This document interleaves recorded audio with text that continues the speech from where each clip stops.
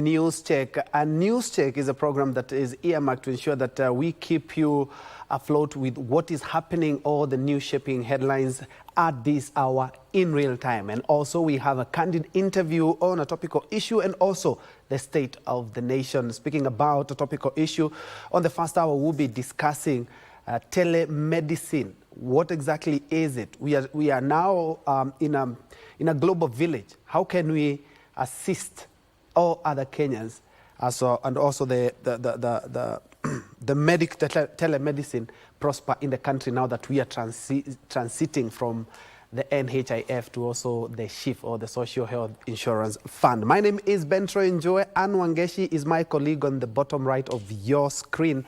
On the second hour, we'll be talking about the state of the nation. A number of things have happened in the last more or less 1 week. We're also keeping tabs with what is going to be happening at Parliament. Remember, after the budget was read last week on Thursday, today is the finance bill that is going to be presented by the Finance Committee at Parliament, so that the members can have a feel and also debate on that bill. Remember that the voting will be on Thursday, but a lot is happening before Thursday and also today.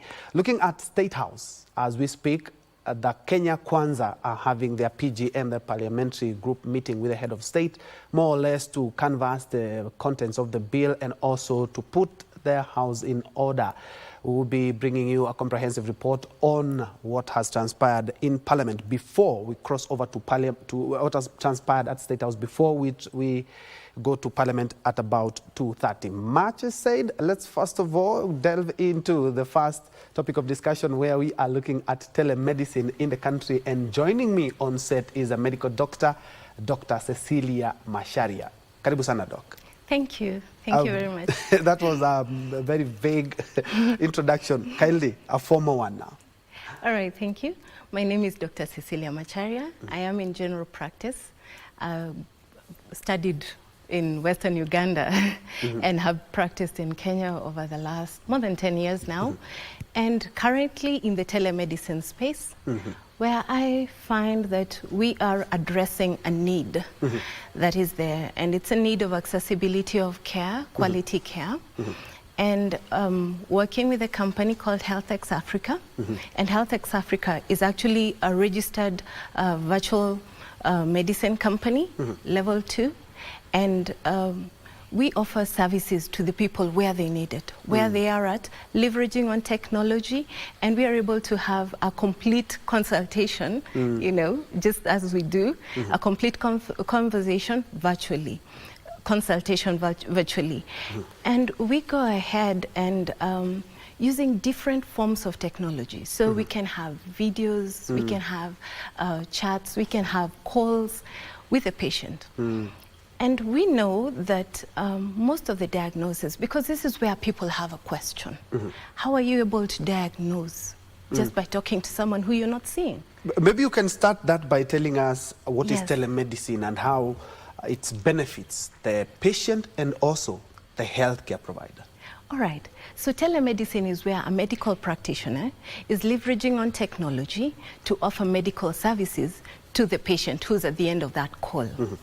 And I will bring in a small difference in telehealth, because now telehealth, we are adding all the other important medical services. For example, insurance, we'll have webinars for doctors, we'll have continuous medical education. So all that can, when we add all that up, we get telehealth. But now telemedicine is the doctor and the patient, and we are using technology. Its advantages is that we are able to reach more people. So it is accessible to many people. Yes, how is it accessible? Yes. Because, like I said previously, we're using video calls, we're using chats, we're using normal phone calls. So you just need to have a phone. And when you have a phone, you can reach a doctor. And how are we able to make this diagnosis? But 80% of our diagnosis actually comes from the medical history. So when you call me, there are questions I will ask that will guide me towards what is your problem, what is the diagnosis, and be able to help you. So how am I helping you? Maybe it is by giving you a prescription.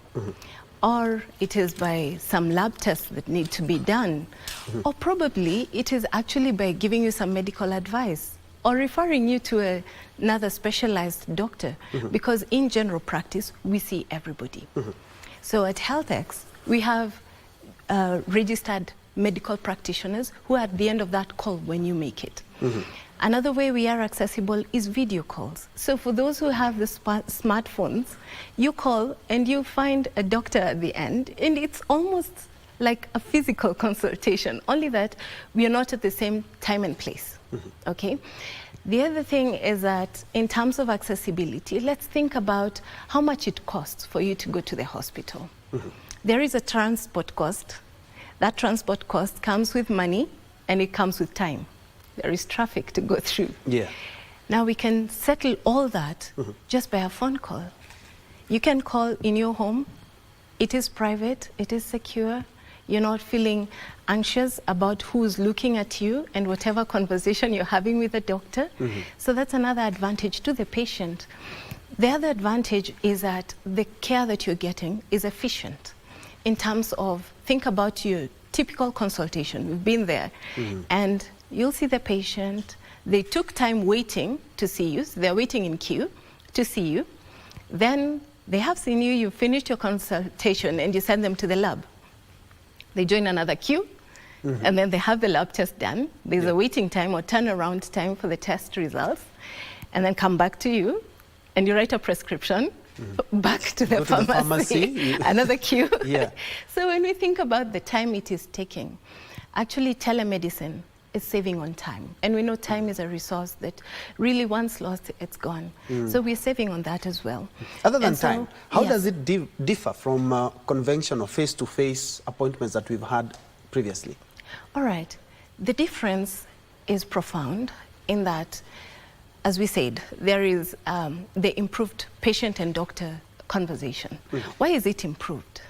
Sometimes you may come to see me and there's some things you're not very free to talk about. Now let's put a screen. When we put a screen, or even remove the screen, it's a phone call. It's easier to communicate some things.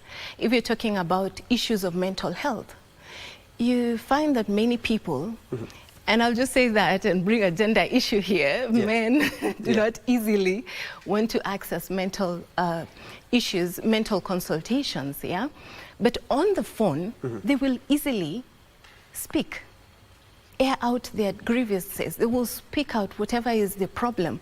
And so we find that we're really able to help people in their need at that time.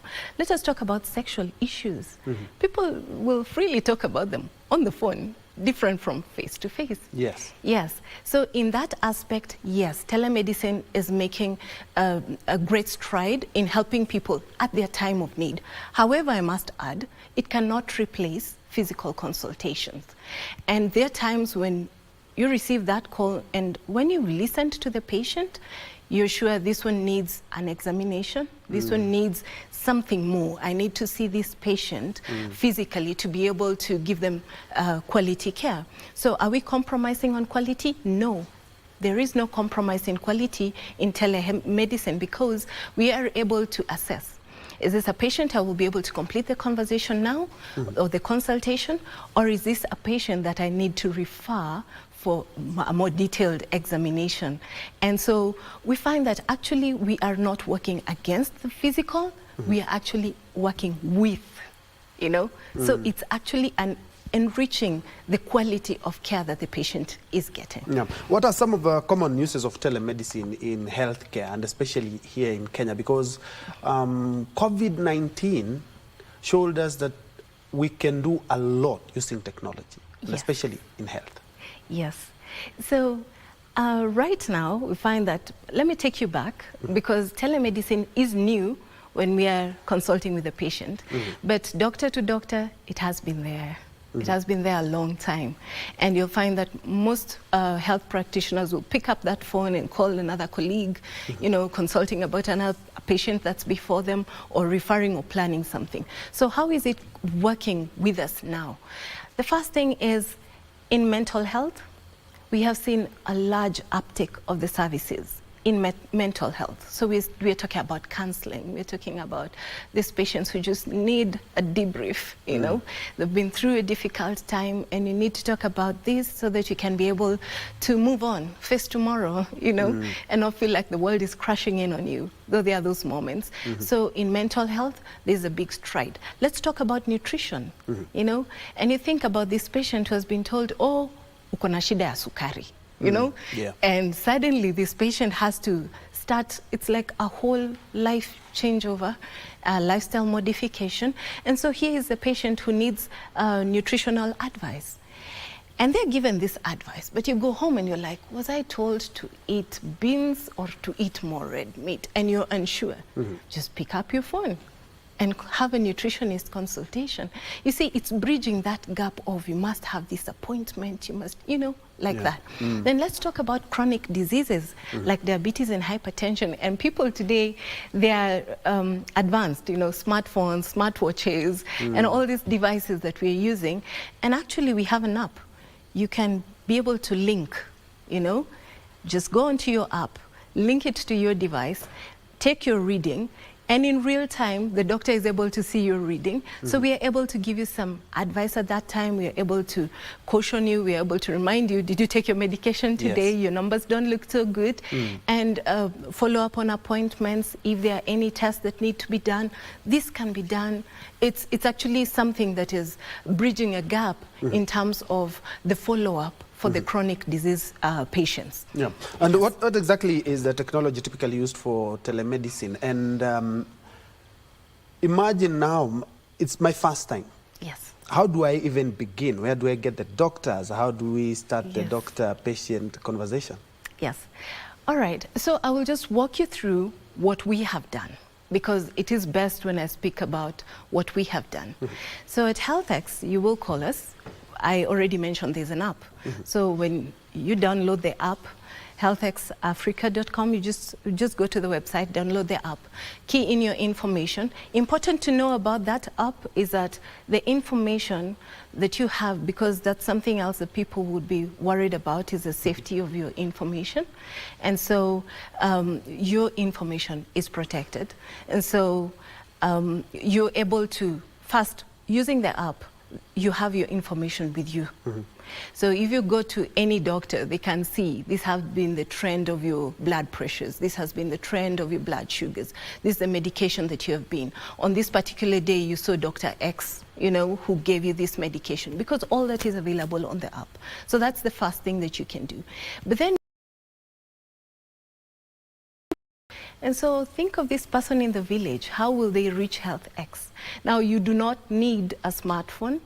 We have a toll-free number. So there's even no cost to the patient. 0800-720-795. You call that number, and the first person who receives that call is a care coordinator. Now, this person is going to walk you through what information do we need. Just as the other hospital, when you go, you fill in a data form. You know, what's your name? How old are you? Same kind of thing.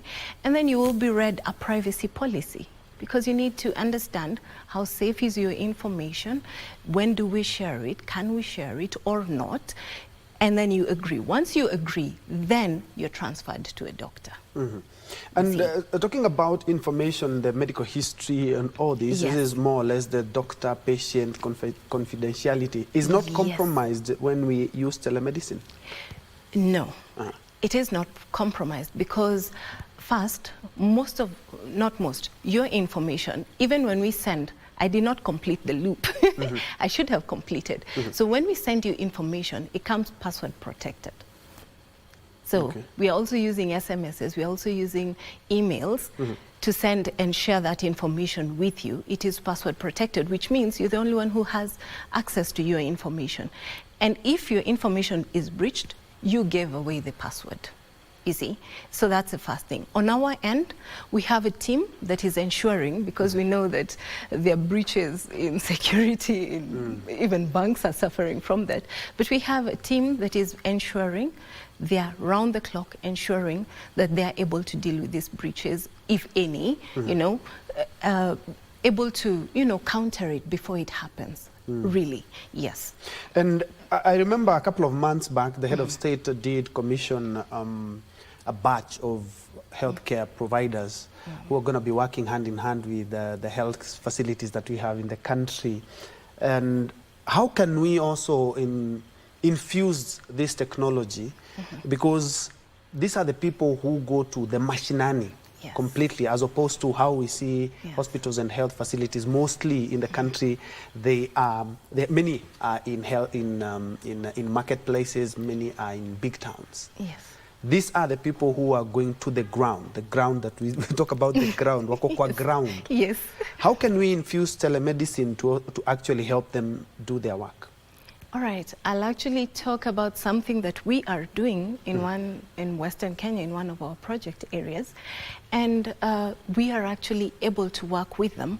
Now, we are using the phone. You see, the mashinani we are talking about, now we're using the phone.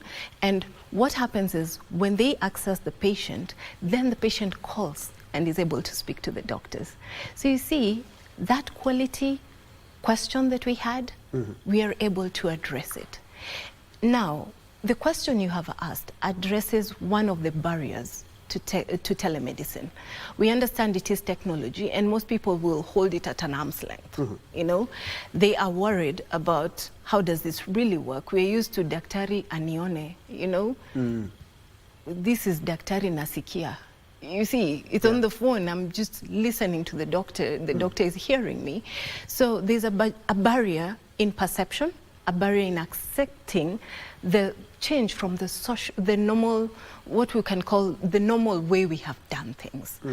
And with the community health promoters who are on the ground, if they are able first themselves to accept, like in our project area, accept that, and then be able to be the link with the telemedicine space, we are actually all of us winning, because the patients are able to access the healthcare practitioner they need at that time of need. Yes. And now, looking at, it's a new field in the country. Yes. How many doctors have embraced this? And the same thing, how many Kenyans are embracing this? Because Kenyans would like to see a doctor. I would like to see a doctor and go to a hospital and do everything there. But this is a field that can be even more convenient for me seeking any medical assistance. Yes. So in terms of doctors, like we said, at HealthX, you have doctors who are employed on full-time basis. So it's not doctor log in and see the patient. No, doctors show up at the office and attend to the patients who will call in. That's the first thing. So it shows you that there is an acceptance to that. We are not working alone, because general practitioners cannot work in isolation. We have referral systems, and we find that our patients, when we refer them, they're accepted well, which means that our colleagues are accepting and acknowledging the existence of this mode of seeing patients, and they are able to carry on with the care of the patients that we have referred. Now, another thing is that for the patients, you've asked about Kenyans, are they accepting? When we began 3 years ago, okay, we began with 0, but we've been able to impact 15,000 lives in Kenya today. You see, so the numbers don't lie. There is acceptance. Not only individuals, we are talking about corporates, institutions, schools, different people.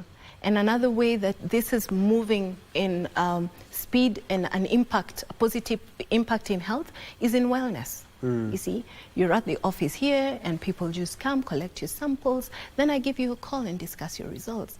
You see, you're not unwell, but whatever information you're able to get confirms your status of health at that time. So across the board, there is an uptick, and like I mentioned, in mental health, great increase in that. More people are really signing up. Even in the general consultations, in nutrition, we're seeing an increase in the number of consultations, which means people are learning and accepting, and also the value of time, you see. Once, at first you started, you're skeptical, but then when it works, you're like, oh, wait a minute, I did not have to go and spend half a day at a physical hospital and be told, no, just go and change this diet. You did not even come out with a prescription. You got diet advice. You got medical advice. You need to change your carpet, you know, for example, if your children have got some allergies or something like that.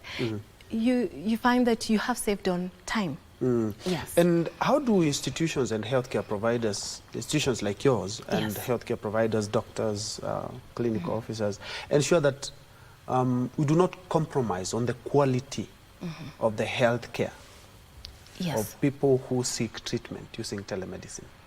Yes. So first, before you see the patient, you are a qualified medical practitioner. So you are governed by your various training, ethics that you must follow. So if I receive a call from a patient, and remember, these calls come from anyone, because it is not that we're only treating colds and flus and skin rashes. No, anybody can call. And when they call, they are able to get care from a qualified professional who is going to guide them through and be able to understand, no, if you have told me this, you need to go for a physical evaluation. If you have mentioned this, we can, now I go ahead and give you the advice that you need, probably send you a prescription if you need one. Yes. So in that way, we are safeguarding the quality of care. Yes. Let's now discuss the challenges or limitations of telemedicine. The first one is the uptake, because most people would prefer to see a face-to-face doctor as opposed to just having a call with somebody who cannot see. Yes. Very good. And that challenge was actually addressed by COVID, because much as we wanted to go to the hospitals, we now could not. We were advised not to go. And so this is where telemedicine really got an acceleration. And people got a little bit comfortable. But the challenge remains. It is not all conditions that can be treated via telemedicine. And so there is a knowledge gap there. Because there's someone who will call and they are expecting to complete the consultation on telemedicine, but you say, no, we have done this much. Going on forward from here, you need a specialist consultation, you need a physical evaluation. So that's one of the challenges. Another challenge is technology. We're using technology, so there is a gap there. So if you have network challenges, we have encountered those sometimes. If you have no internet, because how it works is this way. If you call me, I want to just talk a bit about the tools that we use in telemedicine. So if you call, it could be just a normal call. So with a normal call, I would inquire, do you have an email address? Okay, so you have a skin rash, could you send me a photo? You see how now the loop goes? So if you send me a photo and I find, okay, I've been able to assess what it is, and then I can send you a prescription back to your same email. Now imagine the person who doesn't have that. There is a gap, all right? However, in dealing with some of those gaps, in some centers we have what we call a virtual clinic. So a virtual clinic is a hybrid kind of technology and physical. So we have both. So the clinic itself is manned by a medical practitioner. And then on the other end of that screen is the doctor. So this could be a nurse, it could be anyone else with some medical training background. And then on the other end, we have the doctor. So when the patient comes and they are speaking with the doctor, there's privacy, so the nurse is not there. But if I need anything extra done, the nurse will come and do it. Yes. You see, that hybrid solves the problem for those who feel, no, I need to see the doctor physically. So you're almost there, you have seen the doctor, but there's someone actually with you doing, maybe you just need a sugar test. It's a really fast thing to be done, and it can be done at that point. And so we are closing that loop. In terms of medication, can be delivered to your house. You see, you're calling from your house or the office, and we have decided we want to give you, you've sent your picture, on email, and so now we want to send you a prescription or send you medication. It will be delivered to you. Another way is in terms of lab tests. We have partners who will actually come and collect the sample from your house, wherever you are. And then once the sample is collected, it is processed, it is sent to me. I am the one who requested. I remember when we started this conversation, it's a little bit cheaper to use telemedicine in some Yes. aspects. Yes. Now, doesn't this make it a little bit more expensive if you have to have somebody come take my lab tests, and that somebody has to go with them, finish up on what, and then I have to get the drugs? I think it's better if I come to the hospital on that occasion. All right, let us still talk about the cost. Okay. All right, because the delivery is coming at no charge to you. Oh, okay. The sample collection is not at any charge to you. And if you're to pay any price, it is the cost of the service you would have paid even in the hospital. So if it was a lab test, you would have paid for the lab test anyway. And so it is that same cost is the same cost that you're going to pay even when they come and collect the sample at your home or office or wherever it is. Let's get this information out. I believe Yes. one of the best things to do when you're introducing something or you want something to sink, and especially in developing countries, you create awareness. Yes. And this is one avenue that we are having here, where we can tell Kenyans, hey, there's this, so we can try this, which maybe could be more convenient and even sometimes more cheaper than the Yes. conventional face-to-face going to the doctors. And actually, Kenya, we don't have enough doctors. We've seen Yes. even some getting work abroad. Yes. How do we ensure that this information goes out there? People to know there's an establishment like yours which Yes. gives these services. Yes. Like now, for example, I'm a journalist and I know this is a field, but I don't quite know it well, and that is why we're having this conversation. Yes. How do we get this message out there? All right. So this is one of the very, this is one of the good platforms, you know, to get this message out. And for anyone who's listening to me, if you have, even just for medical advice, because when you talk about primary health care, this is the first care you get before we are referred to any specialized care, first thing. And secondly, we are actually helping or part of the universal health coverage program, in the sense that you are now able to access medical services at your home where you are. So it is a doctor for every Kenyan. You said it. There are not enough doctors, but Yes. here we are saying a doctor for every Kenyan. How do you access this? I will talk about HealthX, 0800-720-795. That is the number to call. It is toll free. If you have your smartphone, just go HealthX app, download it, and get all the information. It is available there. Give us a call. You will get more information. And do you believe Spread. the Ministry of Health should be also trying to sensitize people in regards to this? Because this would save a lot of money also. Yes, yes, definitely it is multi-sectorial, you know, from the regulation, so the medical council, we are registered, we are licensed. That's the first thing. So when you're getting your care, you need to be sure that it's from a licensed practitioner or practice. And then, yes, from the government, we need everything. And there's one other area that you've not mentioned, because we are using technology, so the issue of global village comes in. So what do we do? And that is one area where, again, we would require the multi-sectorial approach, because across the borders, I'm licensed to practice in Kenya. So if you call me from outside Kenya, the most I could do is give you medical advice. I cannot issue a prescription. I cannot request lab tests. No, I cannot, not with the current way we are working. We are limited. The current framework. The current framework, we are limited, yes. But let us talk about Kenya, because we want to increase accessibility to everybody. And so we are saying that, yes, even for your parents in the village, and there is a concern, just call. You see, when you call me and I tell you, no, you need to go to hospital, you will go faster because you're more confident that Daktari amesema, you know. Just so the doctor ordered. Yes, different from when you're thinking, should I go, should I not go? And what I'm speaking of actually constitutes to delays in healthcare. Yeah. Just because you were not sure you needed to go at that point when that happened, you know. But when you picked up a phone and called, then you're able, or chat, you know, chat. Go to the app and you can chat All with right. us. And Yes. still on that, Yes. technology, Yes. still on technology. Yes. Does the Mulika Mwizi guys count as well? Yes, Because they you do. might want a photo of maybe a rash that I have, and also the level of literacy Yes. Because let's be very honest, not all Kenyans have high literacy levels. Yes. And you might be requesting some things that somebody who is 70 or 80 years old may not be able to give you.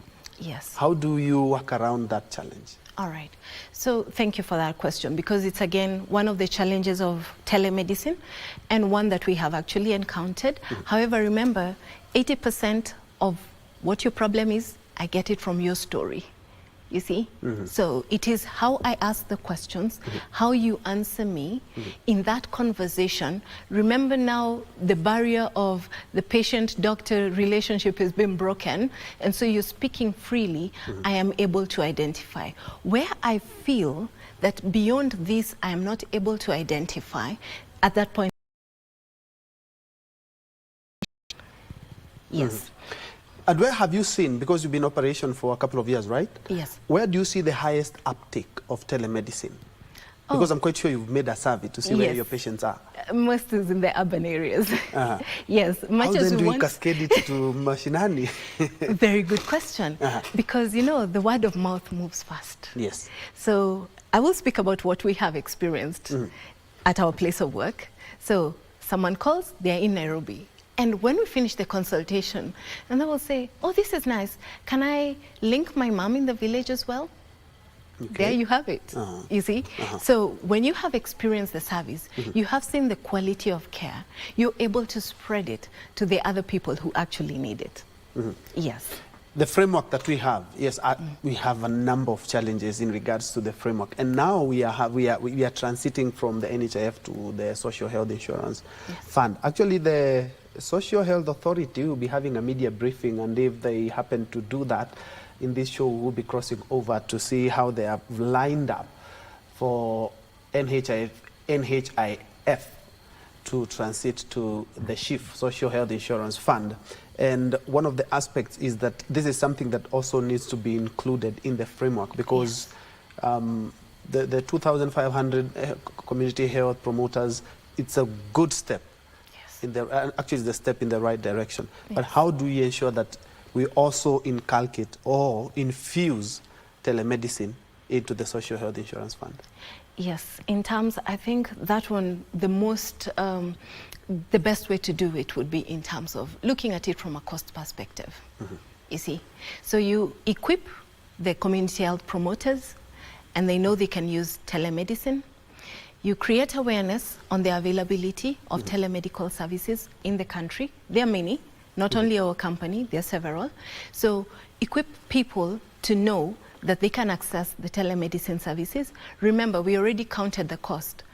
And in fact, if we also look at the cost of consultation via telemedicine against the physical, it is way low compared to a physical consultation. And so you find that most people would take that up, and it is not everybody who goes to the outpatient department or to the emergency room who needs to be there at that time, you know. So we are also decongesting the health facilities so that we have more time for those who really need to be there. And remember, the doctors are also not enough. So you're helping in that way of the human resource for health. The personnel are able to now offer more patient-centered services to the patients who are there without feeling the strain of, I have a long queue that I have to get through. Yes. And have you ever had an incident where a customer starts out very well and then pulls out in the middle of the telemedicine, maybe after a couple of appointments or something, or some of the challenges that you have had to endure as a health provider specializing in telemedicine? Yes, those instances do happen. Because again, remember, we are limited in terms of our geographical location. So we have had a consultation that has happened, you book an appointment, next week the person is out of the country, you know? So while you try to follow them up, they're like, okay, I'll talk to you when I get back. So that challenge does exist. There are actually patients who we advise to go for the physical consultations because their care would not be comprehensive if we continued in the telemedicine way. So there are those patients, but then we do follow up on them, you see. So much as you have gone and maybe you needed surgery and it's been done, so we'll call you up. How are you doing? you know. Yes, because there is still room in terms of health awareness, increasing the knowledge, you know, just that health, promotive health care, so, and preventive. That information is so important, and you don't really need to be physically present for someone to tell you you're taking a bit too much sugar if you're putting 4 spoons in your tea. You see, a phone call would do that, or someone telling you, no, you've been sitting around too long, you need to do some exercise, and that's 30 minutes a day. That's over the phone, you know. Yeah, so there is still value over and beyond the doctor's consultation, and that value can be done via telemedicine. And interesting to note, even other hospitals are using the hybrid, you know. You see your patient physically, follow them up using telemedicine. So it is something that's actually going on, and it should be encouraged. Health is devolved in the country, and I've seen some counties a little bit ahead than others when it comes to telemedicine. Have you thought of maybe cascading it into other counties other than Nairobi? We have actually worked with 37 counties now. Our presence in terms of the patients we have been able to reach, that 15,000 number is 37 counties. And apart from that, we actually have worked with some county hospitals and had that virtual clinic there with good good feedback. Yes. How do you see telemedicine evolving in the future? Because you've been in the market for a couple of years. Yes. And if we look at developed countries, this is something that they started out way before us. Just that COVID made us understand that we really need to go this route. Yes. Yeah. So it is something that we need to do. We must do. If we're going to absorb even the health personnel that are available, if we are going to offer quality care to every Kenyan, a doctor for every Kenyan, we will have to do it the telemedicine way. Because we must admit, it is not everyone who will be able to move from their homes to the health facilities for various reasons. Socioeconomic reasons top the list, you see. But if they are able to at least just have a phone, remember it's toll-free, you're calling us toll-free, so all you need is a phone that has some charge, you know, and then you can speak to a doctor. So telemedicine is really where we need to go. The world is evolving, let us not be left behind. And by telemedicine and accepting and being part of the network, because we don't want to lose anyone along the way. So we need to have these collaborations across the board, from all levels of the healthcare practitioners, the legal frameworks, the regulations, everyone just come on board and let us have a way where we can work this and embrace it. We are embracing it for the good of the common mwananchi, for the good of everybody who needs healthcare. And now, you know, when we have insurance, we feel comfortable. Insurance is also on board on telemedicine. But apart from that, think of the time when you need the care, or it is your relative who has no access, because this is one of the disparity, no access to medical care because of financial issues. And you are in Nairobi and you're talking to someone in your village, you know? Just think about how helpful telemedicine would be at that point in time. I've gone too far. Think about a mother who left her 3-year-old in the house well this morning, gets to work, has endured all the traffic, got into the office, and at around 10:15, the house help, the nanny calls and tells her the baby is just vomiting. Think about the stress of this mother at work, thinking, I go back all the way home, pick my child and go to hospital. Now think of the solution with telemedicine. Give us a call. We have a 3-way connection with your nanny in the house. You have a healthcare practitioner who's there with you at that same time, dealing with your problem. As you see, when you're doing that, you could be on the way, but there's already a solution. Okay. You see the difference? Well, it's like a first aid. Yeah, there is something that's going on. So it's not just the nanny anxious with a baby who's not feeding. And she's now very concerned. And here is an anxious mother in the office trying to beat traffic to get back home. Yeah. Yes. And because you've been in the industry for a while, which are some of your biggest clients? Those with chronic diseases, those with ailments, like those needing nutritional advice. All right. Who's the biggest clientele? Okay, so let me answer it this way. The people who have embraced the services are many across the board. And you see, you use the services when you need them. So from corporates, from schools, from other organizations, hotels, we have a wide range of clientele. Now, who use our services? We find mental health topping the list. Yes, and like we said, there is always that reluctance to actually tell someone I'm sad on most days, you know, and for fear of being told, deal with your issues, you know, they're able to actually access the care that they need. Then we have the consultations. Yes, people call general consultations. General consultations, just as and they would. Do you charge for those? Yes, our services are on a subscription basis. Yes. Let's go to the cost. Okay. Everywhere there's a tech boom, of course there can be a cost. Yes. Are you telling me that using your services to be far much easier for me, and even the cost itself, than going to a conventional hospital? All right. I will indulge you. Okay. So for a monthly subscription, 795. You have limitless consultations, day and night. We work 24 hours a day, 7 days a week. So you can call your doctor anytime. On top of that, you can speak to a psychologist. You can speak to a nutritionist. 795 for 30 days. If we do 3 months, it's 995. 995 for 3 months? Yes. If you do it for a year, it's 29.95. So we're talking about me together with my family, because maybe my daughter or my son will be having an issue and I have to call you.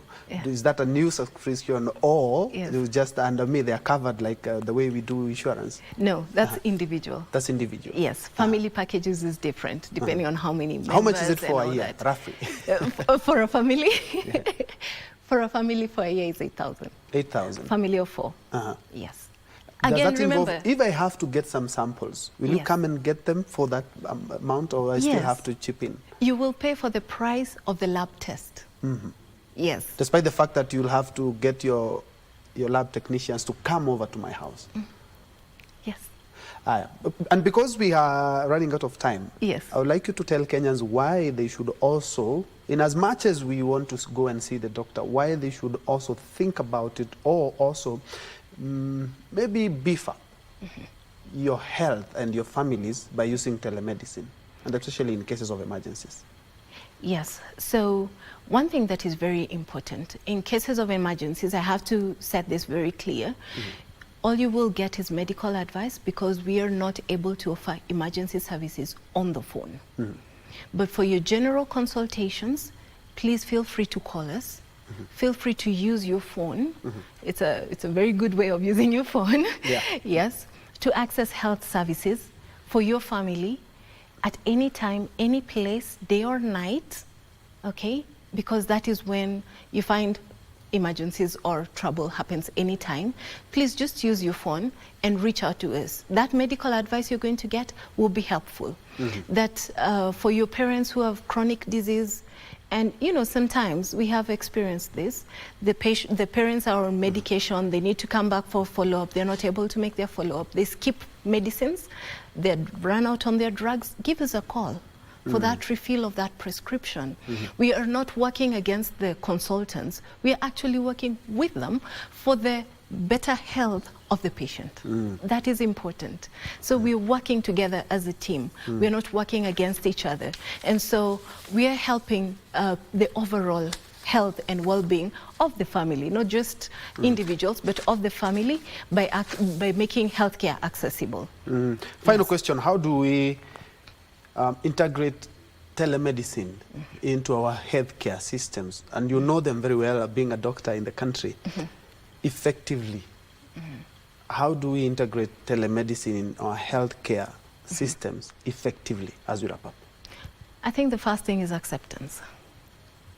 Are we courageous enough to challenge what we have accepted as normal? Do we have that confidence that if I give the doctor a call because I have a headache, I will still get the same quality of care as when I went for a physical consultation? Let us challenge that. You see, that comes from within, because we must be the change that we want to see. Then secondly, when we have challenged it, and this is both across the board, so from the healthcare practitioners, from the regulators, and even the patients themselves, we'll start finding that we have a way. It's already there, the licensed institutions offering virtual services, but then what we want is more uptake. You know, we have 15,000, let's make it 15 million, why not? You know, let us get more people accessing this care. It's going to improve on the quality of care, it's going to improve on the people getting the care when they need it. You know, that doctor for every Kenyan, when you need it, when you need that service, yes. And another thing is just having the legislation and the regulations in place. There is work going on, a lot of work in progress. And like I said, telemedicine borderless, but our regulations are within the borders. So those are conversations that are still ongoing. Dr. Cecilia Macharia from Medical X, where she has been helping us to unravel the telemedicine, how it works, what are some of the merits and demerits, and some of the challenges they are facing here in the telemedicine world. And one thing is that COVID showed us is that we can also better our health care provision using technology. Check them out, maybe it might be of help. Very well, that's where we put a cap on this first hour discussion. We've been looking at how we can bridge the gaps in the healthcare system by use of telemedicine. Thank you, Dr. Macharia. Thank you. And away from that, in the next hour, we're taking a quick break, but when we come back, we'll be looking at a number of things in the country. We're talking about the state of the nation. And today, it's good to note that CJ, that is Chief Justice Martha Koome, will be leading judicial officers and also the country in mourning the death of Principal Magistrate Kevuti, who was fatally shot in court last week. And other than that, the UDA, call them the Kenya Kwanza, are having their PGM meeting at State House. Other than that, the finance bill today will be a big day. MPs on the spot as we take the finance bill to Parliament for it to be debated before a final vote is taken on the same. We'll be back with that discussion in a bit.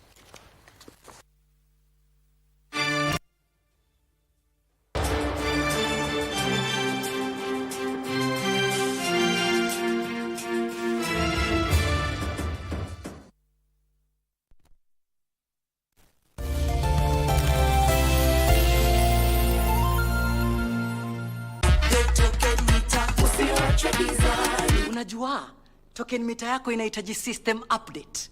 Ni rahisi na ni free. Ukipata ujumbe kutoka Kenya Power, yani SMS, weka kodi ya kwanza kureset, alafu weke kodi ya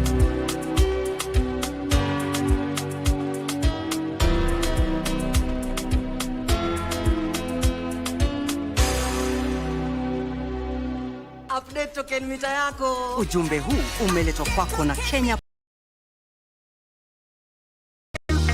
Je, una malimbikizi ya ushuru? Mamlaka ya utozaji ushuru nchini KRA inakupa msamaha wa adhabu na riba ya ushuru kufikia tarehe 31 Disemba 2022 kupitia Tax Amnesty Program. Ili kujua jinsi ya kupata msamaha, jiunge nasi kwenye maonyesho ya barabarani kote nchini ukiletewa na KRA kwa ushirikiano na KBC. Pia tutakuelekeza jinsi ya kujaza fomu za ushuru na kujisajili kwa e-Teams, mfumo mpya unaokusaidia kutoa risiti za kidijitali kwa njia rahisi. Ijumaa tarehe 21 Juni tutakuwa Kisii County, maeneo ya mji wa Kisii, Ogembo, Suneka, Kenyenya, Nyamache, Marani, Masimba na Keumbu. Kisha Jumamosi tarehe 22 Juni tutazuru kaunti ya Kisumu, maeneo ya Kenyatta Grounds, Kibuye, Mamboleo, Kawosh, Manyata, Ahero, Nyamasaria, Nyalenda, Stage, Kondele. KRA, tulipe ushuru, tujitegemee.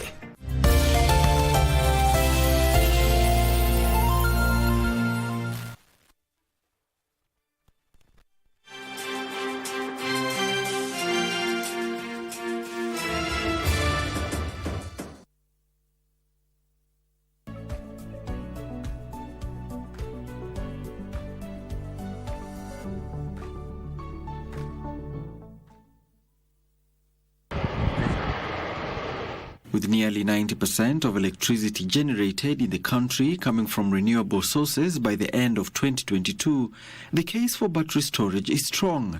Battery storage does two things. It acts like your power bank. All of us have a power bank where in case your battery is low on your phone, you just plug it in. It also acts as a balancer of frequency and voltage. This even as most variable sources of solar and wind collectively made up just under generation capacity in 2022, according to the Energy Petroleum Regulatory Authority, IPRA. This means that with more solar and wind capacity on the way, the country needs even more storage to manage that huge flow of energy. Yes, especially now with the challenges we've had around the cost of power. Some of the sweetener that these generators are offering to KPLC and to EPRA saying, listen, I'll put up this wind farm or I'll put up this solar plant, and on top of that, then I can put battery generation or battery storage next to it. That notwithstanding, the electricity storage technology is an exciting but unknown concept to many, begging the question of how it works. It starts with large physical battery packs. What do we do when the wind isn't blowing, or the sun isn't shining, or when there's a fault in the source of electric generation? That's where big energy storage systems like these ones make a difference and start to balance the grid and make it more resilient. They can automatically take excess geothermal, solar or wind energy, store it and give it back to the grid when the demand is high or when there is need to put in some more clean energy. Because the benefits are there. If we are trying to move to a green grid, then you need storage. However, with the government now targeting 250 megawatts by 2024 and nearly 500 megawatts by 2036, experts point to some teething issues that may need to be cleared before moving forward, even as demand for the technology by industry gathers pace. We need clear tariff structures that incentivize people to invest in this technology. At the moment, if you look at, we got the Energy Act 2019, which requires a couple of regulations to make sure it comes into force. So there are a lot of regulations that are sitting at the regulator's desk. We understand they are ready, but I think their energies are focused elsewhere at the moment. We have the issue around fuel prices, the current PPA task force and the effect that has had on the market and the sector as a general. Experts now say as Kenya moves to more renewable sources of energy, the need for big energy storage systems will have to go online to deal with intermittency and ensure grid stability.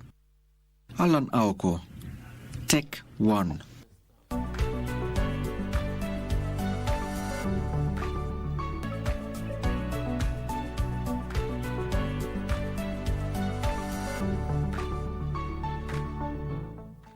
The Energy and Petroleum Regulatory Authority in May of 2023 approved Kenya Power's request for a separate tariff for electric vehicles that will allow owners to purchase power at discounted prices in a bid to reduce charging costs and encourage investments in the electric vehicle space. They are compatible for this tariff, most especially when we talk about the commercial charging infrastructure, these heavy charging networks, because you're going to have a lot of traffic coming in to charge your vehicles.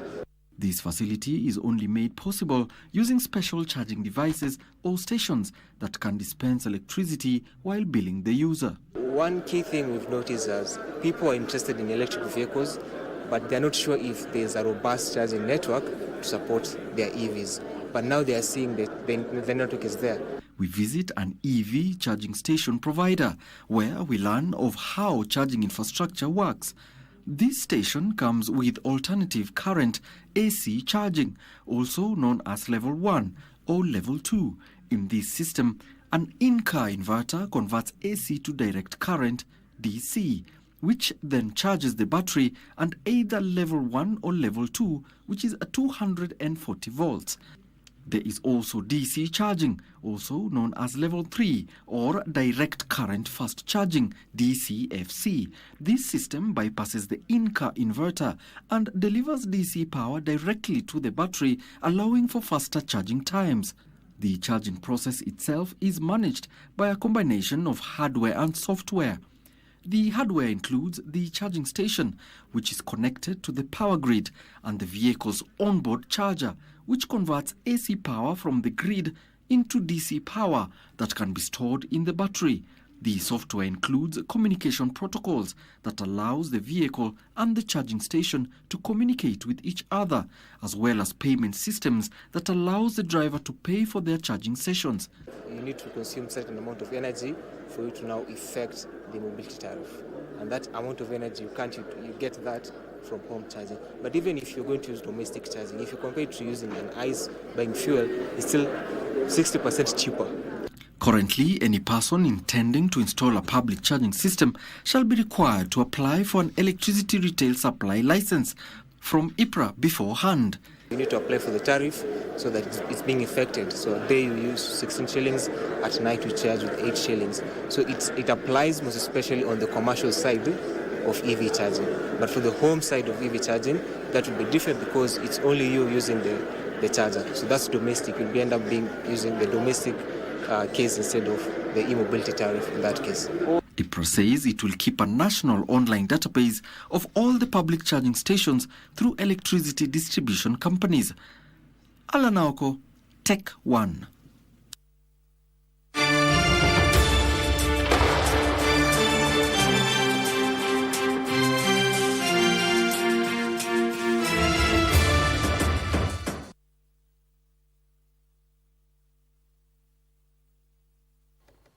Very well, welcome back. This is KBC News Tech, just in case you've just joined us. And in the second hour, we are looking at the state of the nation. And as mentioned earlier on, is that the finance bill is going to be tabled to Parliament this day at 2 p.m. But before that, today is also a solemn day as we commemorate and remember one judicial officer who was murdered, a principal magistrate who was murdered in Makadara last week.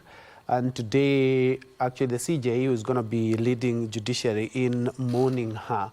And let me introduce my panel of experts first. Beginning from my immediate left, we have Kimani Mwangi, who is a leadership and governance expert. Karibu sana, Kimani. Asante sana. Just next to him, we have another commentator, political analyst, Gibson Gisore. Gibson is also an advocate of the High Court and also a lecturer in one of the universities here in the country. Gentlemen, karibuni sana. First things first, maybe 2-3 seconds, moment silent for our departed principal magistrate.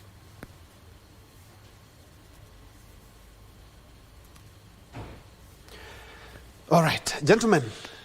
The country has been treated to a number of things in the last just 4 or 5 days, politics and the finance bill. But before then, because it's going to be forming the bulk of what we'll be discussing, let's first of all have a sneak peek of what transpired last week. On Thursday, the budget actually statement was presented to Treasury, a 3.92 trillion budget by Professor Njue. If those slides are ready, we can have a sneak peek of that. All right. As we wait for them, the public participation concluded last week. I think it was on Monday. And now the bill itself, after the committee tasked with that, retreated today. They're going to be presenting that. And of course, we have politics in the country as well. But let's first. All right. I'm informed by my director, Mogo Karaoke, that those slides are indeed ready. Then we can have a look at what exactly is bringing up all the heat. The 347 billion required to finance the bill. As I mentioned earlier, a 3.92 trillion budget was tabled last week. The National Assembly Finance and Planning Committee retreated to draft its report and the tax proposals, including what you as the Kenyan put in the public participation that will be presented today. And after that, we expect the members of Parliament to canvass that Kenyans themselves have expressed mixed reactions, with some calling for a review of the finance bill, or others, as we have seen even from messages sent to our legislators, are calling for legislators to reject it in totality. The ruling coalition, Kenya Kwanza, has rallied its MPs and Kenyans to support the bill, saying that it is indeed the right dose as prescribed.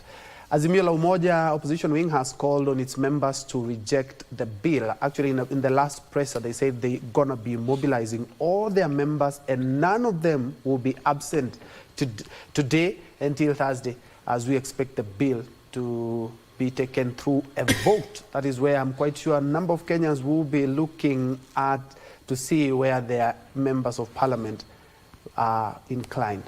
Then the proposed laws target items like, I think this is what has caused a lot of uproar: diapers, rubber tires for wheelbarrows and wheelchairs, batteries, pencils, sharpeners, staplers, printers, calculators, photocopy machines, coin counters, and also wrapping machines.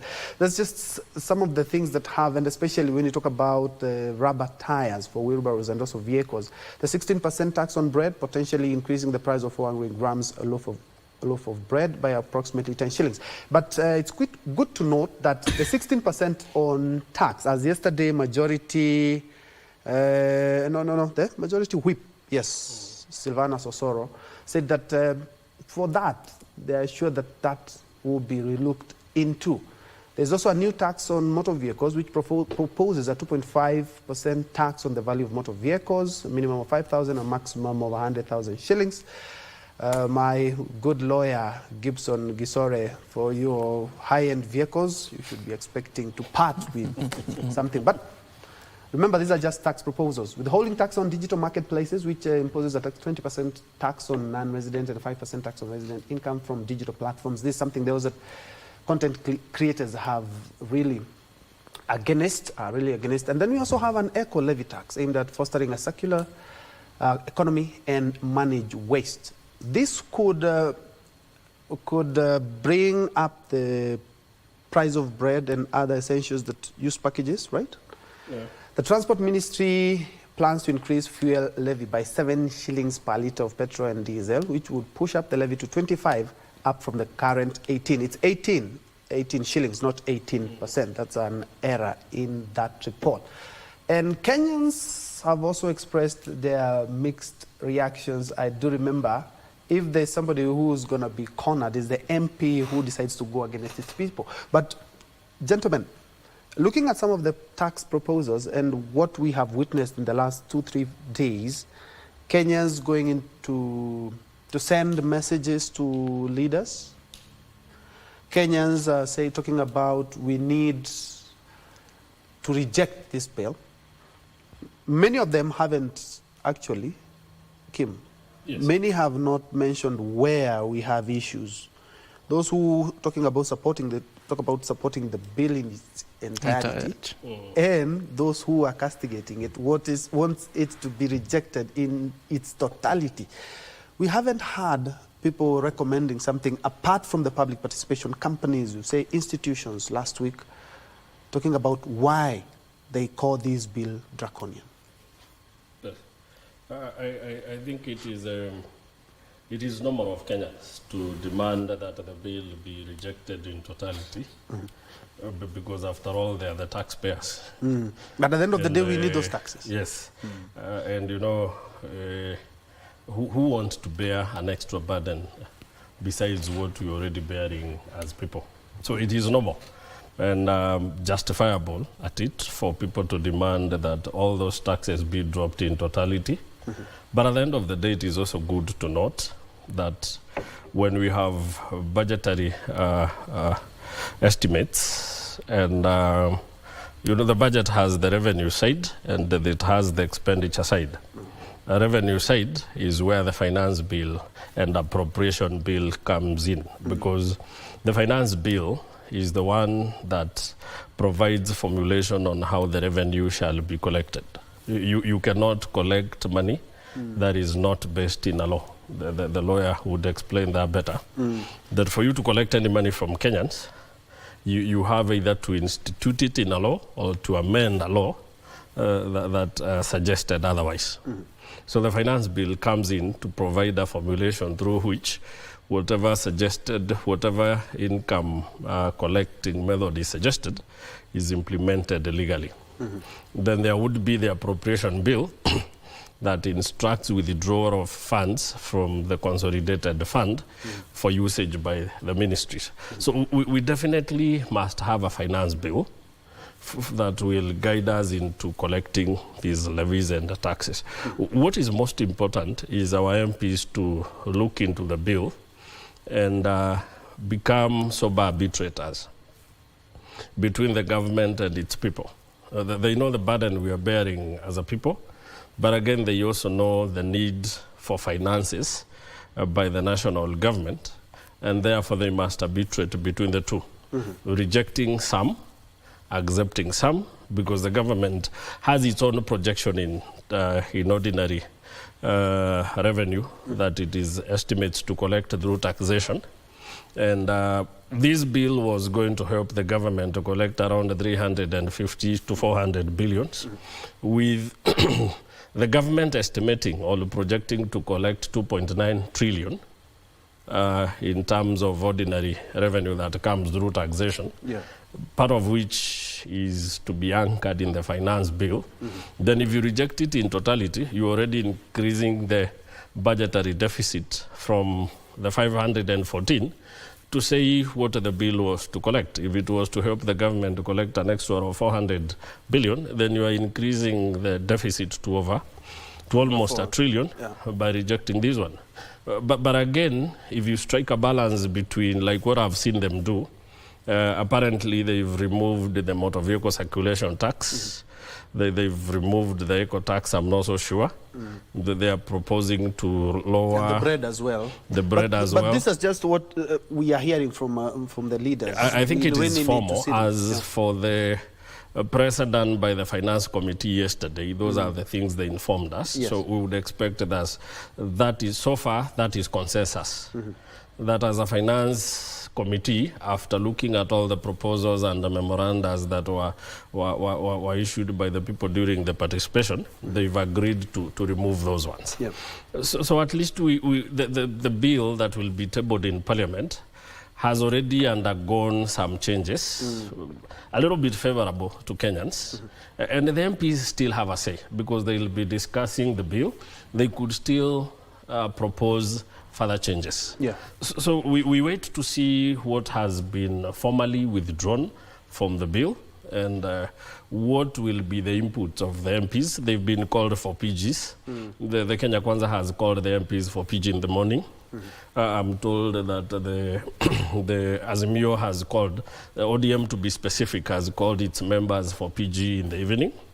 So by the time the bill is tabled, there will be, again, that stand by the parties, whether this one comes to reject in totality or it comes with its conditions that we must get this out of the bill for us to pass it. So we are yet to see what transpires. What we know is that before July 1, the president must have assented to it, because the financial year begins July 1, and there must be a finance act by then that will be guiding the government in collecting the funds. And Gibson, I'm looking at the finance bill, and away from all the politics that we have been treated to in the last couple of days and weeks, incidentally, the Deputy President hasn't mentioned anything regarding the finance bill, which is one of the avenues of collecting taxes that also cascade to his office as well. And Kenyans have noticed. He's the second in command. Away from the politics, he hasn't mentioned anything regarding the finance bill, whether it's good, it's draconian, or whether it needs some amendments. I think, thank you, Troy, for inviting me. It has been a while. I'm glad to be back. Regarding your question, I think the Deputy President is being very, very intelligent, and is also trying to play safe by applying self-preservation tactics. You do realize the politics happening right now in the mountain is one way he's trying to endear himself to the people. I think recently he did say that you guys are saying all sorts of things, but me, I'm listening to the ground. So that listening to the ground in itself must have told him that, you know, the king is naked. So you don't need to also go get naked with him. So you only need to also engage in some tactics which, of course, are going to help you preserve yourself and endear yourself to the people on the ground. And whether that works for him, because now you will have to please one and, of course, make the other one not so happy. But politics is politics. At the end of the day, he needs to have a position. And we need to hear his position, because we didn't elect him to go and become a pacifist or to play safe, because we need leadership is about leading from the front, not leading from the back. Waiting for people to say all sorts of things and then you just say wamesema. You know, that kind of politics does not apply in this era. One thing I like about Kenyans now, and in regards to what my friend has said, is that you do realize now government is listening to people. Parliament is already listening and implementing Maybe some Parliament, because yesterday Yes. Archbishop Muheria and a section of the clergy actually urged the leaders to listen to the people. Yes. The DP said he was listening to the ground, but Archbishop talked about listening to the people. I don't think some of these people are listening. They are. From where I sit, I'm seeing some very good development. In law, there's something we say, there's no taxation without representation. And clearly we are seeing that whatever public participation views which were given, they are already causing an impact. If they're going to do with the motor vehicle levy, according to what he said, and the eco levy and the tax on bread, you know, those are very critical things which go to the heart and operation of every family in this country. Not even family, even in schools. They give bread to kids. I mean, when we were in school and we served bread, it was our best day. So, so you'll be affecting everyone. So when that is going to be looked into, plus, I like the perspective from Parliament. They're saying, I don't know whether they're going to carry it through, that they're going to debate each clause one by one from the start to the end. Then we'll know how your member of Parliament has voted. You know, that is representation. Because you have elected this person, you need to see how they're representing you. If he votes for something, it better be something which you really support. If he doesn't, I think already the pressure on the members of Parliament is very rife. We saw somebody, I don't know, I think clicked the numbers of all the members of Parliament online, and the pressure was real. They had to switch off their phones. That's what it means, that you need to hold your member of Parliament accountable. And by holding him accountable, by extension, we get them to participate in terms of making decisions. You know, some of these cases, the number they used to campaign is different. But now somebody went and got their active numbers, and now the electorate can be able to hold them accountable in very many ways. So, I mean, if you are my member of Parliament, I sent you a text. So you can't say that I didn't tell you. So and playing the devil's advocate. That's a very interesting scenario, and I think, you know, those are real threats that if you don't go by our wishes, you're not going to elect you. I will have something very valid to say that this guy, I even advised him as a professional and he didn't follow. I think we should open up another discussion in regards to how they recalling the MPs. But away from that, playing the devil's advocate, I'm looking at what the many members of Parliament said. Yeah, they were just getting threats and don't vote for the bill. Playing the devil's advocate here, with all fairness, they didn't offer solutions. They said, you're telling us to throw the baby together with the bathwater. You haven't given us any recommendations. Do they have any justification to say that? They don't, because essentially, I mean, when you also get your electorate, it's like a public rally. You don't expect a public rally to be a proper public participation forum. So you don't expect Kenyans to give you answers. There are answers which have been offered through the various memorandums which have been sent to them. There are various professionals who have given presentations before them. And we have the Public Accounts Committee, the accounting body, the Law Society of Kenya. We have given our memorandum in regards to what we feel, especially on issues of double taxation. It's not even now, we're not even talking about double taxation, we are multiple taxation on the same item.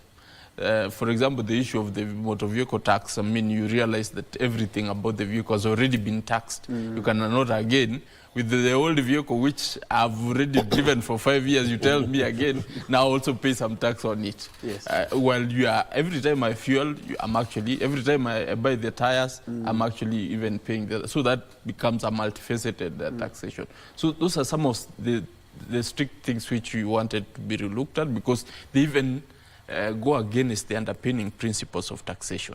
Because you do realize, I think he has alluded to it, that you cannot tax without a law. Now, this law is supposed to be underpinned on some principles of some doctrines. Now, if such taxation does not obey any of those or offends almost all of those, then that taxation, as we always say, is something else. It's either repugnant or it becomes non-compliant to the principles of good governance. And Kim, away from the layers of taxes, yes. During the budget last week on Thursday, the pending bills were overlooked, and a number of people, they are talking about pending bills that they went basic 2005. To be specifically, we have pending bills of around 640 million. Million. No, billion, yes. Billion. And we allocated 15 billion, by the way. You know, that is mocking the people who are owed by government for having supplied to the same government. Yeah, the funny thing is that they're talking about they are going through the verification process. Yes, we know there was a committee that was formed to verify the pending bills, so that you don't pay for ghost supplies, which is okay. But again, with 640 billion owed by the people, owed by the government to the people, and then you allocate 15, it is, for lack of a better word, it is an insult to those who are owed by the government. They ought to have done better. At least, they would even have allocated at least a quarter of the money owed, at least 150 to 200 billion. Yeah. They say, let's pay those we already done. Because in as much we're talking about a verification process, we're talking about pending bills dating back to 2005. I think in 2005 we have almost 20 years of verifying that. Plus, you see, verification means that you're verifying one supply per supply. And then because you've been working, it is good to assume that you've done some verifications. It would be fair to dispense with those you've verified. And again, because you know you are doing budgetary approximates for a whole year, it is also good to project that you will, by the close of the year, will be done with, say, 50% of this work. So we could as well, fair enough, allocate over 40%, so that by the time we are done, we would have paid off all those we've verified are genuine suppliers owed by the government. Because you see, when you talk of 640 billion owed, it tells you to what extent we've also shrunk our GDP. Because this is disposable income that you are holding that would have sparked growth or macroeconomic activities in the economy. So just like income tax, negatively affects GDP because it lowers investments and expenditure by households. This one also means that there are people who used their own money to procure whatever they supplied to you, but then you've held their money, both the profit and their own investments. So you've shrunk your economy by 640, because if you had paid it, these would be money-making circulations in the economy already. So it's a very bad thing by the government. There is a law, if I'm not mistaken, Bonawakili, that was put in place, suggesting that the government should only procure what it is ready to pay for. Yes.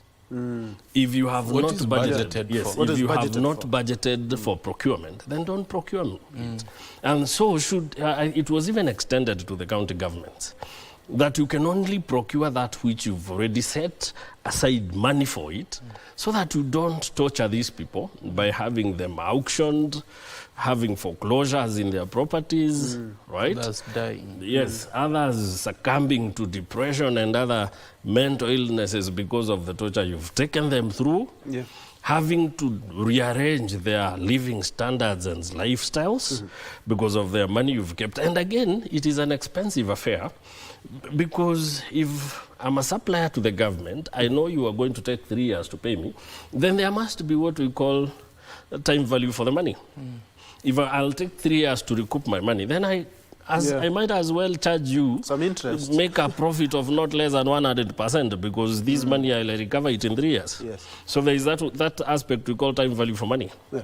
If you're to take 15 years to pay, 15 years to pay a loan, you're not going to pay the loan you took. You will pay almost double that loan because of the time value of the money. So it has been expensive to supply to the government because of the way it takes long to pay. So suppliers, that is why you hear, people don't understand why you hear a pen like this one, which would ordinarily go for 500 shillings, you hear the government procuring it at 1,200. Firstly, there is the corruption element, because there are those who will tell me, I'm not going to give you the tender if you haven't allocated part of my money there. But again, there is the supplier who says, I bought it at 500, yes, but you guys will pay me after 3 years. So I want you to pay me 1,000, so that at least 500 is my for my waiting.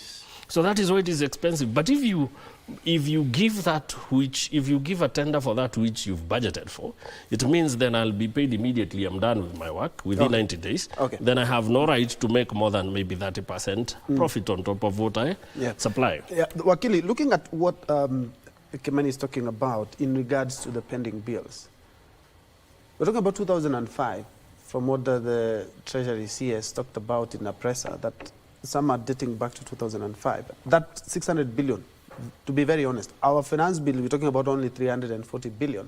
That is twice the finance bill that we are talking about this year. And when you talk about laws, this is somebody who has grounds to even sue the government. IVA is applied in 2005. You're talking about 19 years ago. Imagine. And I haven't been paid. This is shrinking the economy. I can assure you, Troy, that these people have gone to court. They have judgments. Others are even on appeal levels. It's only that maybe they have not gone to the Supreme Court. But having a judgment against government is just a paper. I mean, because the government does not. There are orders which government does not respect, but the one they don't respect most is the one on payment. Because they just tell you don't have money. What do you want to do? You can't auction government properties. See, that's where now you hit a brick wall. So they tell you, just wait. In any case, you took us to court. Now it becomes a crime taking them to court. So, but looking at it, I think, as Kimani is saying, we need to have a very clear law on how government is behaving, because those are monies which should have been able to help the economy grow.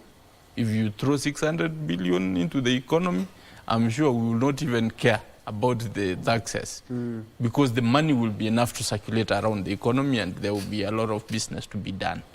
Not with the governments this time, but with the private sector, because they will have a lot of disposable income, and that will be able to have a multiplier effect. But when you starve people their legitimate monies, you make them suffer psychological anguishes, you make them go to depressions, you make them to lose their status and self-esteem in society, because you deprive them of their esteem. And that is something which we need to look at as a country, because that's now government stealing from its people.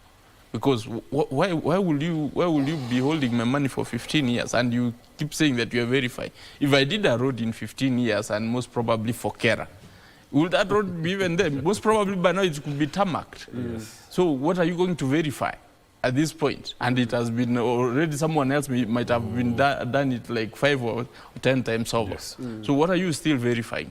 Let's just agree that let government be able to come up with a clear formulation. In court, we have, when we have a backlog in cases, we call all the judges sometimes, and from all the stations, if it's in Kerugoya, they go there for a whole month. they work on the backlog so that they reduce the cases. Government should be able to collect all disposable resources, put them towards settling these debts so that these people can be able to be paid, especially the old debts. Let's say all the pending bills should be able to maybe go back 2 years only. Let's clear the rest behind so that we don't keep reinventing the wheel. We are just moving and creating more and saying we are still verifying.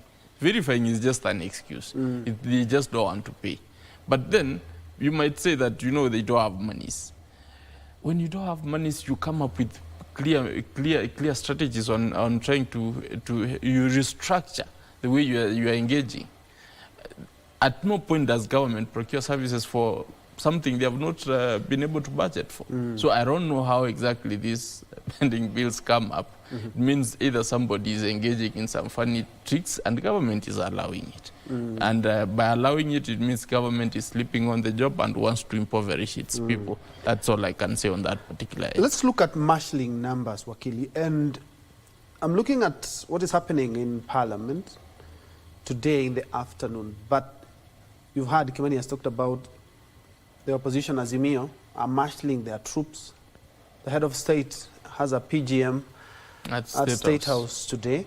And Kenyans, there are some circulations, were circulating papers Occupy Parliament. So they are also marshalling their numbers. Busy. Nobody is being objective, if you ask me, because this is a war. This is a war, so there's no structured way in dealing with it. I didn't want to use that word, but everyone is drumming. Yes, the war drums have been. Everybody has segregated himself into cocoons. Yes. But we need to be objective, because if this bill is draconian, whether I'm a government allied MP or not, I shouldn't vote for it. If this bill is good, even if I'm from the opposition, I should be able to support it. Yes, I fully agree with you. But Kenyans are not looking at it that way. Already the alarms have been sounded that you're going to be taxed for your vehicle, which could be even moribund and stuff, because you can't drive it without insurance. Yeah. So when somebody tells you that, this person wants to finish me. So you want an ask go high. So you are like, now I need to be ready. This can't happen. Somebody is going to tax your bread, which you've been buying. The issue of bread causes revolutions. Most of the revolutions which happened in the world is about bread. The greatest revolution on earth, the French Revolution, was all about bread. And a very silly statement given by the Queen, Marie Antoinette, saying that if you can't eat bread, why don't you eat cake? And that sparked a serious revolution, which had multiplier effect. I don't know whether you know that. The French Revolution is what gave rise to the American independence. Yeah. Because after it succeeded, then they were able to go and help Americans finish their civil war, which gave rise to them having the Constitution. So it's very important that we know that these things, we should not joke around with them. If it has reached a position whereby we are talking about bread, then we are doing so badly. As a nation, we need to have options. And we have not really run out of options. I don't think that as a nation we have run out of options, that we can just now start taxing bread. In the era of Moi, we are also doing so badly. The issue of bread came up. Moi said you cannot touch bread. The only thing maybe you can do is reduce the size. That is when it was reduced from 600 grams to 400 grams. And it was a technical way of trying to find a way, because Moi was also doing badly in terms of IMF was not giving him money and World Bank. So he was really, but then the economy didn't go down the way we are feeling it right now. So we need to also come up with ingenious ways of trying to appease Kenyans, because that is very important. As a nation, your responsibility should... All right, I'll just hold the thought. I'm informed by my director that we need to cross over to State House. Remember, there was a Kenya Kwanza parliamentary group meeting, and currently speaking is Kimani Ichung'wah. Let's listen. In the form of public participation. And we take this opportunity to tell the country that we have listened to you. We have heard you. And the committee has briefed the parliamentary group on the proposed changes that they have proposed to the finance bill of 2024-2025 that capture many of the issues that were raised by stakeholders during the public participation, and we have been able to engage on all those and agreed with His Excellency the President. I will now invite our chair, the very able chair of our Finance and National Planning Committee, the member for Molo constituency in Nakuru County, the Honorable Kuria Kimani, to take us through the brief of what has been agreed on the changes proposed. Thank you.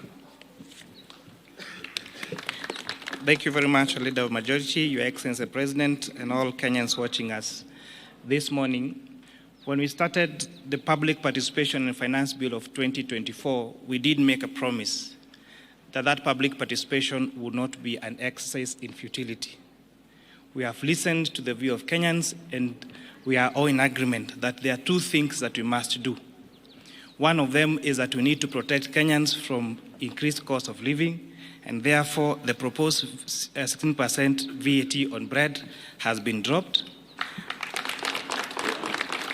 To support, again, on reducing the cost of living, we are doing something about vegetable oil so that we do not make it expensive for Kenyans. Transfer of mobile services is a key concern to many Kenyans, and therefore, again, we have proposed that we do not have any increase on taxation or mobile phone transfer. We have seen in the recent past the proposals that we've made on statutory deductions on SHIF and housing levy has added a loan on especially on salaried Kenyans, and therefore we have proposed that those statutory deductions now be allowable to pay, so they will not pay an additional pay on those. We all agree that environment conservation is a key concern. The fact that you've had a drought and a few months of floods and our drainage clogs, we have agreed that we need to make a good decision about how to protect our environment. And that is what the wisdom on the introduction of eco-levy. However, imposing this on locally manufactured goods would again increase the cost of those locally manufactured goods in the country and stand a risk of making them not competitive in the East African market and globally. Therefore, this eco-levy will only be chargeable to imported finished products. And therefore, all locally manufactured items, and especially including diapers and sanitary towels, will not be subject to eco-levy. We must make sure that we become a manufacturing country and not a trading country. And therefore, the imposition of this only on imported finished products makes our locally manufactured products more marketable to the, not just reducing the price, but also making them affordable to even export. On the VAT threshold, we have proposed in our amended report to increase that VAT threshold from 5 million shillings to 8 million shillings. Therefore, small and medium enterprises that have turnover of less than 8 million shillings do not therefore have to register for VAT. On e-teams, we have had avocado farmers being asked to give e-teams receipts. We've had mama mbogas who do their supplies to hotels being asked to register for e-teams. We have proposed that these people be given exemption on e-teams registration, and especially for those farmers and those small businesses that have a turnover of below 1 million shillings. We have had the conversation about eggs and onions and potatoes.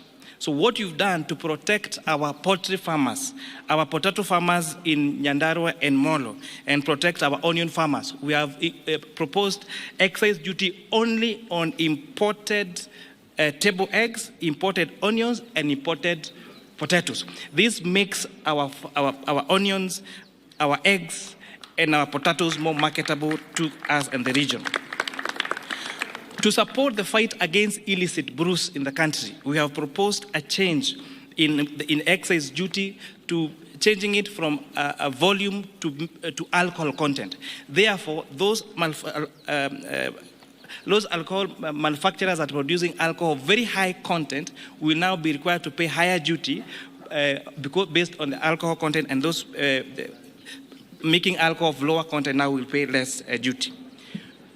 To support our pension contributions, because one day we'll all retire, we are now increasing the amount of taxable pensions from we are now increasing the amount allowable for tax exemption for pension contributions from 20,000 shillings to 30,000 shillings. So this is a big win for our pensioners. So we are moving our pension schemes to exempt. It is exempt at contribution and exempt when you receive your pension from 20,000 to 30,000. Yes, per month. It's important to say this, per month. We have also been appraised of the money that is allocated for junior secondary school to hire all the intern teachers into permanent and pensionable terms. And the number there is actually 46,000 shillings, 46,000 junior secondary school teachers, in addition to recruit an additional 20,000. Your Excellency, we are very happy that the proposals that were brought to the National Assembly and the ones that we are proposing to the House are two amended documents. Because, again, I repeat, the exercise we did on public participation was not an exercise in futility. On motor vehicle tax, inasmuch as we agree that there is need to have money allocated to maintain our roads, and those people that are using our road more and roads, we have agreed that the motor vehicle tax cannot be amended through an income tax act, and also pegging it on insurance would cripple the insurance business and make it very difficult, especially for those Kenyans who take third-party insurance, and therefore that proposal has been dropped. Oh yes, sugar transportation.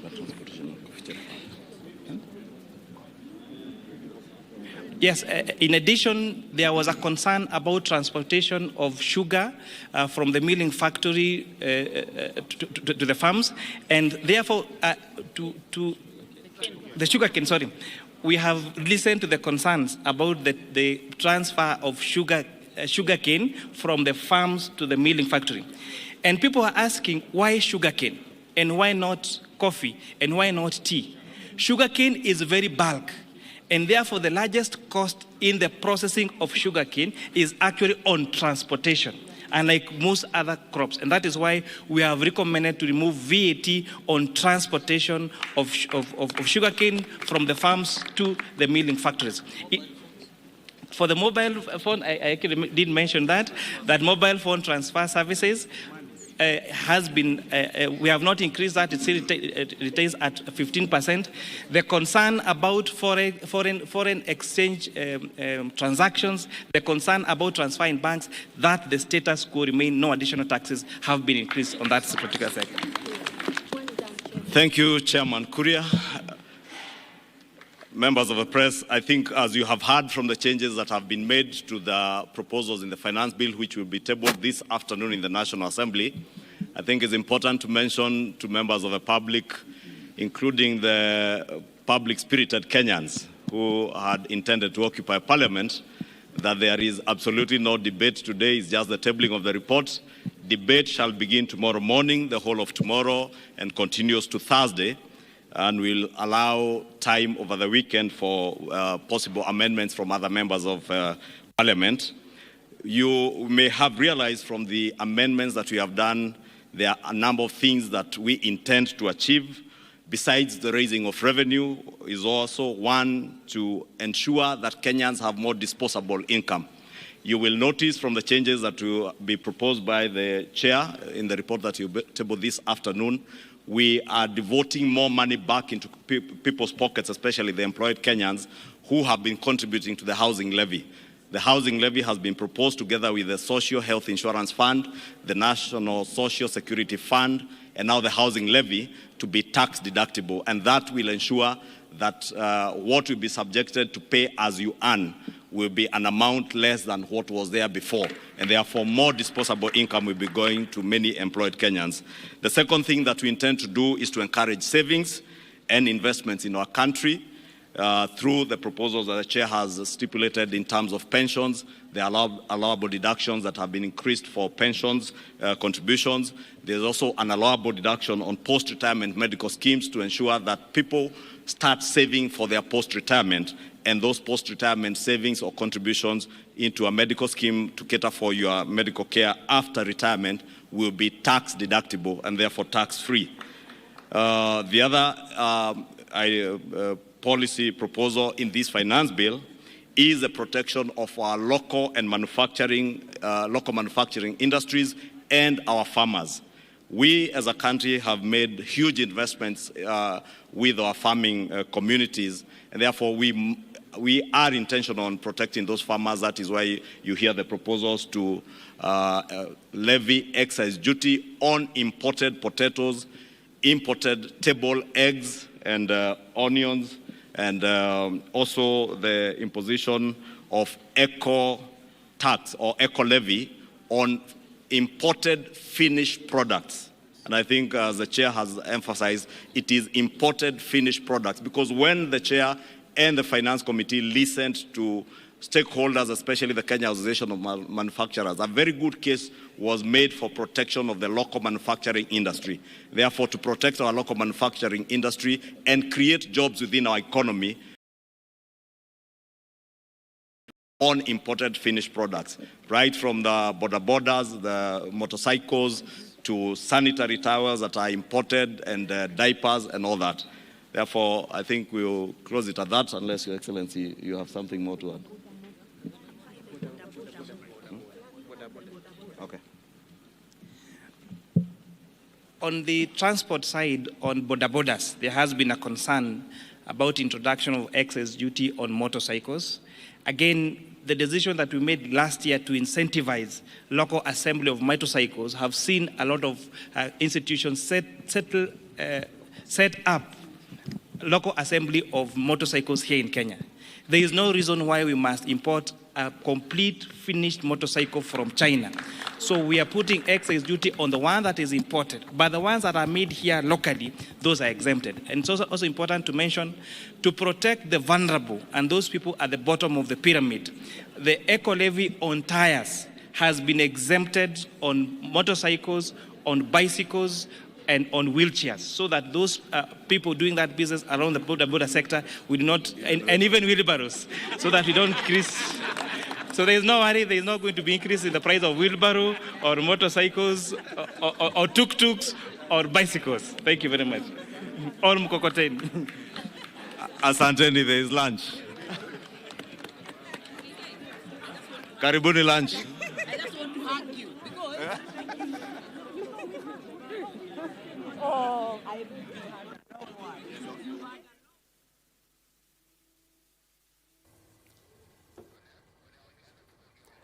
Very well, that has been Kenya Kwanza Parliamentary Group press briefing live from State House, Nairobi, and two speakers who have been able to speak, that is the Finance Committee Chair at the National Assembly, Kuria Kimani, and also the Majority Leader at the National Assembly, Kimani Ichung'wah. But very quick, and because of the interest of time, say that we have listened to you. Proposed changes will be addressed. Public participation was not an exercise was not just an exercise in futility. Reduction cost of living, VAT on bread drop, transfer the levies that were supposed to be added in terms of mobile phone money transfers has been dropped. Social health insurance fund, housing levy, and other deductions will be deducted before the pay as you earn, just to try and get something into the payslip for those salaried employees. Eco levy will be on imported finished products only. Diapers, sanitary towels, the proposed taxes have been dropped as well. Then eggs, potatoes, onion, no excess duty on only on imported eggs, potatoes, and onions.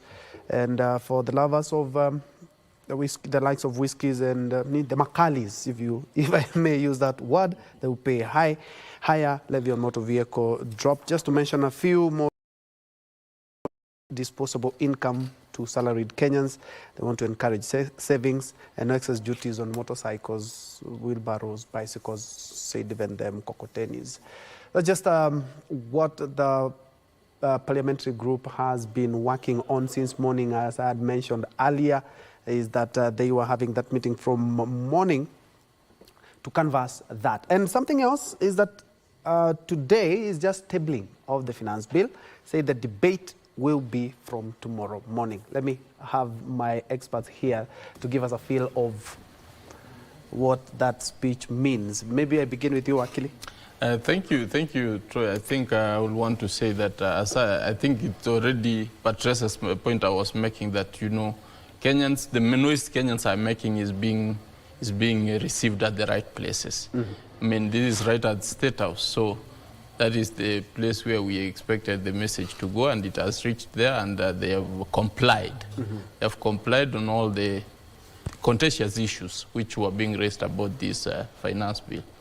What I'm looking forward to is that Kenyans now should be able to be comfortable. Members of Parliament still to go down to the line to fine-tune each of the clauses to ensure that we have a tax bill which is later going to be an act, which is human-friendly, we used to have eras where we could say that this budget is for Mwananchi. It's meant to help Mwananchi. We want to go back to those good days where it's supposed to help Mwananchi through helping local manufacturing. I think that has been addressed. We are by reducing the money which is going to be counted for payee, so at least something will be left on the pay slip. Of course, not much, but it means something. And then, of course, the people who are pensioners, they have gotten some relief, especially those ones who receive the least amount of money. They should not be able to be taxed. They are going to be exempt. The local manufacturing bit is what I think I take home and say that they have really considered that we support the local manufacturing. It's through support of the local manufacturing that we can be able to grow the economy. And the taxation of the imported finished product is also a plus, because we'll be able to generate some money out of products which have been done elsewhere. So with that also, we can also encourage some of those people to come and set up local shops to avoid being taxed extra. So I think all in all, we are not home yet, but we are on the way. We are on our way to Damascus. Kimani, you're a finance expert. What do you make of that 15-20 minute speech? It was quite a reprieve to Kenyans, because the essence was to shield Kenyans from the negative effect of taxation, which is to lower disposable income by households.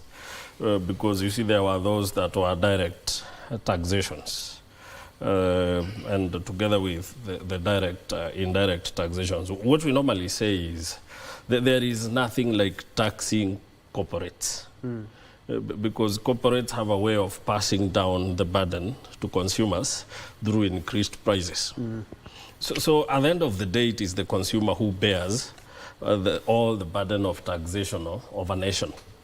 So what this has done is that it has lifted a chunk of the burden from the people by firstly ensuring that they are not going to consume bread at extra 10 shillings. They are not 0.5%.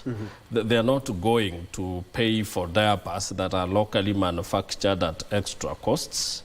I don't know why they didn't touch on the edible oils. Because I had heard that would also be reduced, that it would remain as it is, because, you know, they were proposing 25, they had decided they would bring it down to 5. I would want to imagine it is forgetting, because that is what was going to increase the prices of finished products very highly. Because, you know, when you subject it to 25% taxation, you are increasing it to almost 80 shillings and above, which was quite dangerous. So I would imagine they've forgotten. And if they haven't, then I would still insist that be done in Parliament. That our parliamentarians must push it down to around 5%, as they had said. So I would say it's a good thing.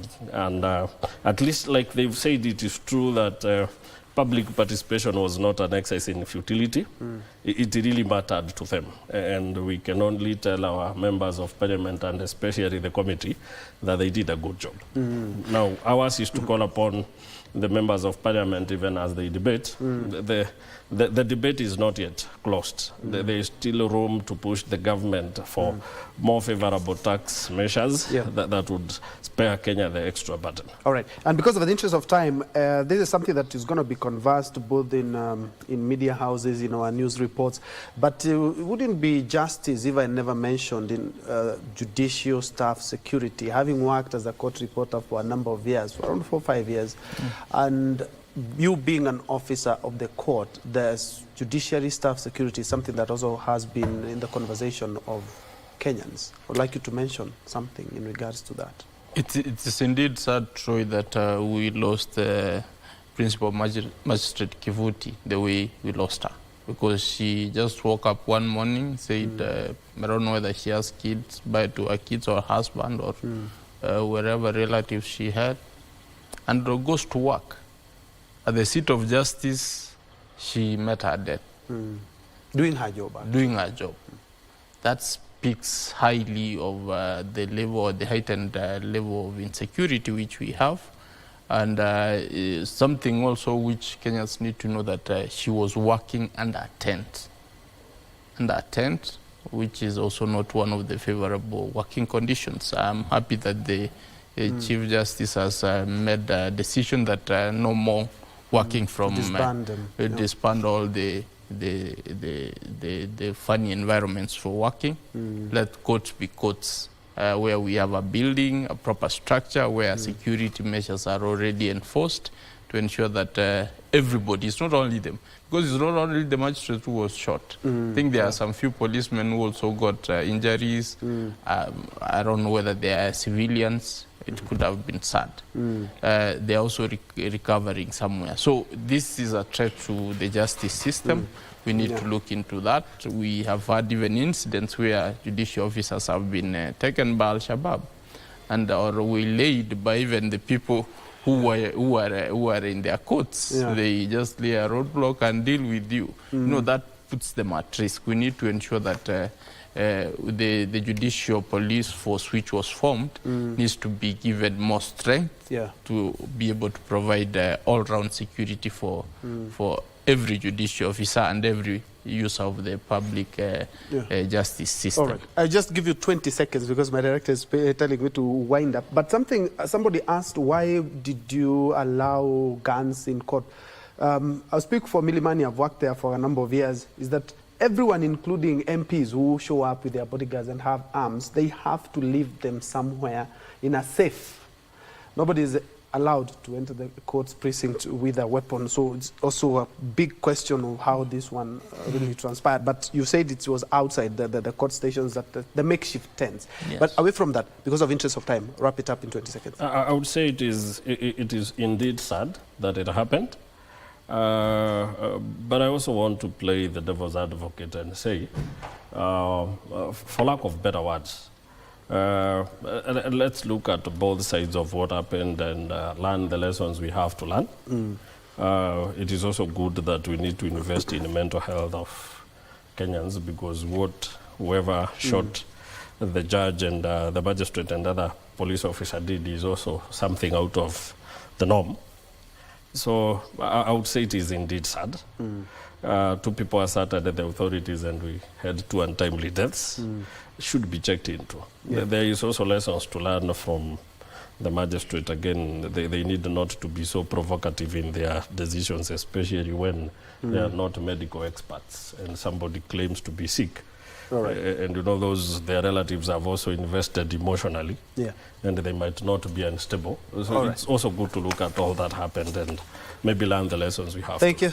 Kimani Mwangi, who is a political analyst. Just next to him, we have Gibson Gisore, who is a constitutional lawyer, political commentator, as well as a lecturer at one of the university, a law lecturer at one of the university here in the country. Thank you so much for joining us. My name is Bentroy Njue.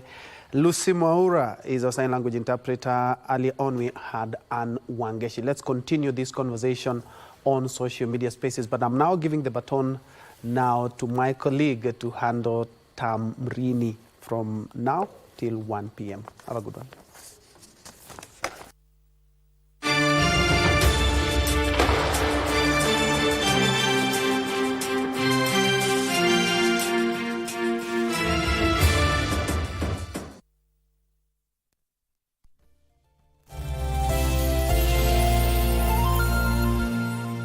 I'm just going to throw this on. What do you think? Rocky, that's quite a statement piece. Talking to an actual human being.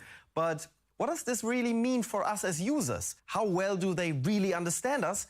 And what are the risks that we face? Chatbots are becoming increasingly lifelike. Take ChatGPT 4o by OpenAI. It can visually identify its surroundings